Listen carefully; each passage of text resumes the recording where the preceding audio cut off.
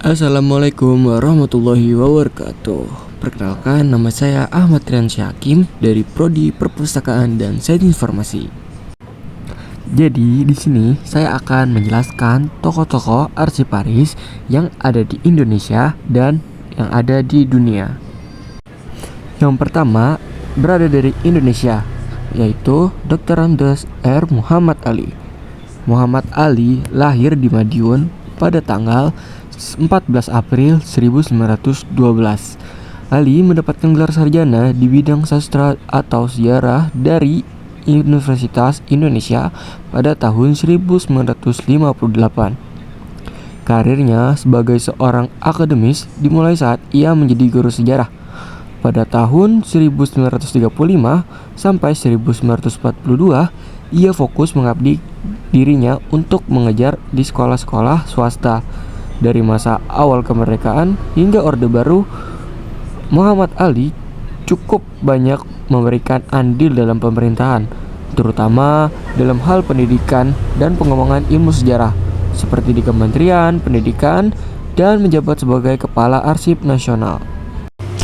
Muhammad Ali menjabat sebagai Kepala Arsip Nasional Republik Indonesia dari tahun 1957 sampai tahun 1970. Pemikiran R. Muhammad Ali dalam historiografi Indonesia dituangkan dalam karya-karya tulisannya. Muhammad Ali adalah seorang sejarawan akademis yang sangat memperhatikan metodologi ilmiah dalam penulisan sejarah.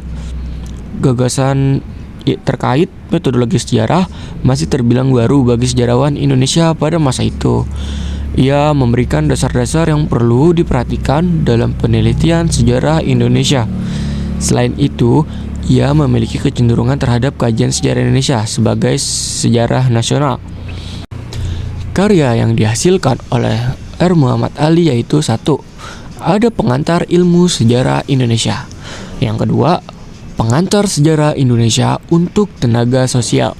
Yang ketiga, Peranan Bangsa Indonesia dalam Sejarah Asia Tenggara.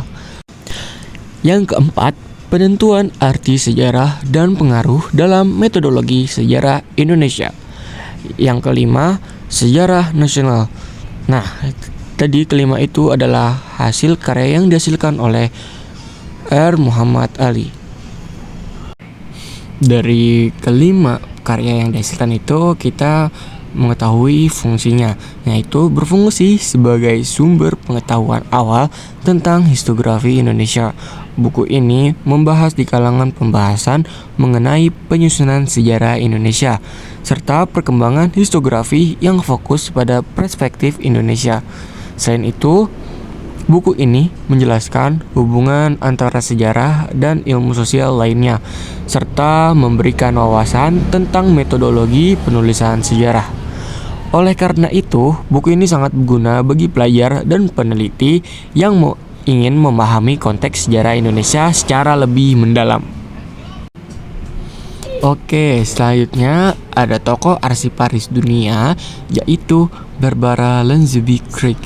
Barbara Lansby Craig lahir di Toronto pada tahun 1943. Ia adalah seorang profesor arsip dan direktur Pusat Penelitian dalam Studi Informasi, Fakultas Studi Informasi Universitas Toronto. Craig merupakan seorang arsiparis Universitas York. Pada tahun 1989, ia menjabat sebagai Kepala Departemen Arsip dan Koleksi Khusus di Perpustakaan Scott Library, dan seorang arsiparis di Arsip Ontario sejak tahun 1970. Ia mendapatkan gelar Doctor of Philosophy dalam bidang arsip dan telah melakukan penelitian ekstensif di rumah sakit Kanada, Amerika Serikat, dan Inggris. Ia menerbitkan tentang sejarah pencatatan, sejarah kedokteran, arsip medis, dan teori arsip. Barbara Craig memulai karirnya dalam bidang arsip pada tahun 1970 sampai 1988 di Arsip Ontario. Sejak tahun 1976, Profesor Craig telah melayani banyak organisasi profesional termasuk Dewan Arsip Ontario yang dipimpin sejak 1989 sampai 1993. Asosiasi Pengarsip Kanada dan pernah menjabat sebagai presiden pada tahun 1983 hingga 1984. Dewan Arsip Kanada dan kelompok nasional dan internasional lainnya, dan telah melayani di banyak komite sebagai anggota dan ketua Association of Canadian Archivists 2016. Selain itu, Craig adalah seorang dari editorial board pada jurnal Archivaria dari tahun 2000 sampai 2006. Kemudian juga menjabat sebagai editor umum, serving as general editor dari tahun 2002 sampai 2004. Craig telah menghasilkan karya yang berupa buku sebanyak 6 judul, artikel sebanyak 44 judul yang terbuat di berbagai macam jurnal seperti Archivaria, Archival Science, American Archivists, dan The Canadian Bulletin of Medical History. Nah, fungsinya itu karya ilmiahnya khususnya pada arsip medis dan penelitian arsip sangat memperkaya pemahaman kita tentang teori dan praktik kearsipan. Oke, slide selanjutnya itu pentingnya perkembangan arsip bagi generasi muda. Perkembangan arsip bagi generasi muda itu sangat penting ya, karena berfungsi sebagai memori kolektif dan sumber pengetahuan. Arsip merupakan sejarah bangsa, membantu memahami identitas budaya, dan memberikan wawasan tentang pariwisata serta tokoh bersejarah.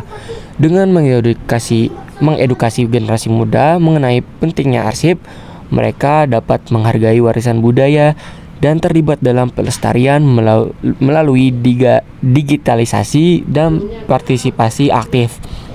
Kesadaran akan nilai arsip juga mendukung pengambilan keputusan yang lebih baik dalam kehidupan sehari-hari dan pembangunan masyarakat. Selain itu, pengelolaan arsip yang baik membantu melestarikan informasi penting untuk penelitian dan pengambilan keputusan di masa depan. Edukasi tentang kearsipan juga mendorong partisipasi aktif dalam pelestarian dokumen bersejarah baik secara fisik maupun digital. Nah, jadi kita tahu ya berapa sepentingnya itu perkembangan arsip bagi generasi muda untuk zaman sekarang. Nah, kalau tadi kan pentingnya perkembangan arsip bagi generasi muda, sekarang pentingnya dunia arsiparis bagi perkembangan ilmu pengetahuan. Dunia arsiparis sangat penting bagi perkembangan ilmu pengetahuan karena arsip berfungsi sebagai sumber informasi yang mendokumentasikan sejarah dan peradaban suatu bangsa. Arsip membantu dalam pengambilan keputusan, memberikan bukti keberadaan, dan mendukung penelitian ilmiah. Di era teknologi informasi, arsiparis juga berperan dalam mengelola big data dan informasi, memastikan akses yang efisien dan transparan. Dengan demikian, arsip bukan hanya rekaman masa lalu, tetapi juga fondasi dan inovasi pengembangan ilmu pengetahuan di masa depan. Nah, dari materi yang dipaparkan tadi, kita dapat mengetahui siapa saja tokoh arsiparis yang ada di Indonesia dan di dunia. Kita juga dapat melihat perjalanan mereka untuk menjadi tokoh arsiparis yang terkenal. Mereka juga memiliki karya-karya yang dibutuhkan untuk perkembangan ilmu di masa depan. Dengan karya-karya yang mereka hasilkan, kita dapat pengetahuan yang sangat penting dan dapat kita kembangkan lagi nanti. Dan dari materi tadi, kita juga dapat mengetahui seberapa pentingnya perkembangan arsip bagi generasi muda dan pentingnya arsiparis bagi perkembangan ilmu pengetahuan.